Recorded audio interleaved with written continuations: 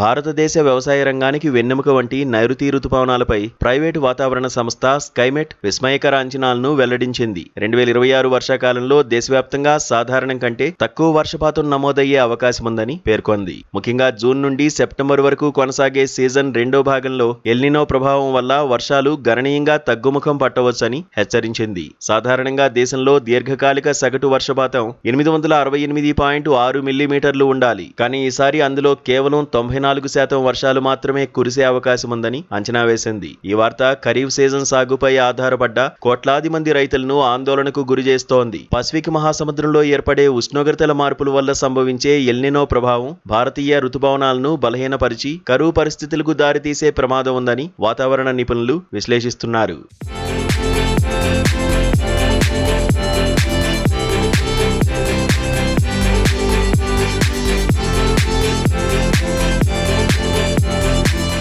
ఈ వర్షపాత కొరత దేశవ్యాప్తంగా సాగయ్యే ప్రధాన పంటలపై తీవ్ర ప్రభావం చూపనుంది. భారత్లో ఏడాది మొత్తం కురిసే వర్షంలో దాదాపు 70% కేవలం ఈ 4 నెలల్లోనే కురుస్తుంది. వరి, పత్తి, చెరుకు, సోయాబీన్ వంటి కీలకమైన ఖరీఫ్ పంటలు పూర్తిగా నైరుతి రుతుపవనాలపైనే ఆధారపడి ఉంటాయి. సాధారణంగా జూన్ మొదటి వారంలో కేరళను తాకే రుతుపవనాలు జూలై మధ్యనాటికి దేశమంతటా విస్తరిస్తాయి. అయితే వర్షాలు తక్కువగా కురుస్తాయన్న అంచనాల నేపథ్యంలో రైతులు సాగు ప్రణాళికలను మార్చుకోవాల్సిన అవసరం ఉంది. తక్కువ నీటితో పండే పంటలను ఎంచుకోవడం లేదా నీటి నిల్వ పద్ధతులను పాటించడం శ్రేయస్కరం. మరోవైపు అక్టోబర్ నుండి డిసెంబర్ వరకు వచ్చే ఈశాన్య రుతుపవనాలు ఆంధ్రప్రదేశ్, తమిళనాడు వంటి దక్షిణ రాష్ట్రాలకు కొంత ఉపశమనం కలిగించినప్పటికీ దేశ ఆర్థిక వ్యవస్థను శాసించే ప్రధాన సాగు మాత్రం నైరుతిపైనే ఆధారపడి ఉండడం గమనార్హం.